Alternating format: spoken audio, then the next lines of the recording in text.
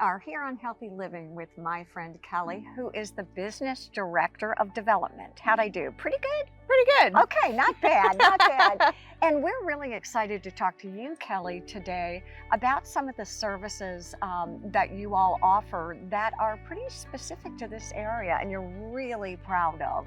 Yes. So let's talk cardiology. 'Tis the month. Yes, it is Heart Month. It is February. I can't believe it. I know. It's beautiful. Beautiful. Exactly. So let's talk about Healthy Hearts, because I know that's one of the services that you all offer that you are particularly proud of and that you are top-notch in. Talk to me about some of the services that you offer. Yes, so we are very proud of the robust cardiology program that we have. Anywhere from your general cardiology care to caring for you from an interventional perspective, if that is required, to then going to the open heart procedure. If that is provided, we can take care of you, from A to Z, and we have a wonderful program in place for that. What's really interesting is I've gotten a bit older. I'm a big prevention girl. And my dad was a cardiologist. I don't know if I had told you that. So I remember growing up that heart health was the #1 thing. And it often got overlooked. Cancer was kind of scary and big, and we spent a lot of time on that.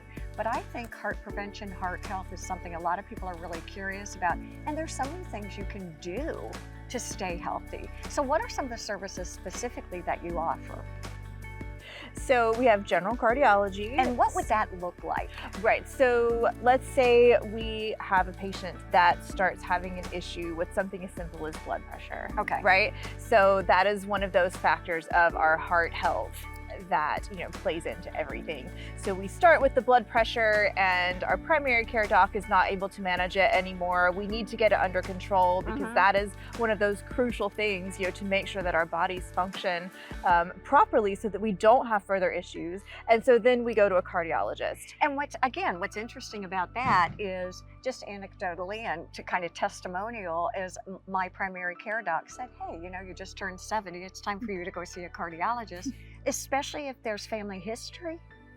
Yes, so family history is another one of those things that definitely plays into that, and even more so when you begin to have symptoms yourself. Okay. So if you start to exhibit signs, blood pressure, cholesterol, things like that, and on top of that you have a family history, let's say your mom or dad had the same issues, they had issues that progressed even to a heart attack, something like that, that puts you in a whole nother risk category that gets monitored and taken into account over your general health. So typically what I hear you say is your primary care doc is sort of the first line of defense, and it never hurts at any age to consult him and see if perhaps establishing with a cardiologist makes a lot of sense. Absolutely, yes. So we can do it either way. So we can start with with your primary care doctor, and when it gets to a point where they don't feel like they can manage it effectively anymore, they can send you to a specialist and allow the specialist to take that next level. Additionally, you have the right to refer yourself to a cardiologist if you feel that is going to be best for you. We can take a self-referral to that. It doesn't require it, with the exception of some insurance plans. Okay. I do have to throw that in there. But for the most part, you can see a cardiologist yourself if you do have your own concerns. I know we're going to take a break here in just a second. And what are some of the other types of cardiology specialties that you have? And we'll come back and chat about them. Okay.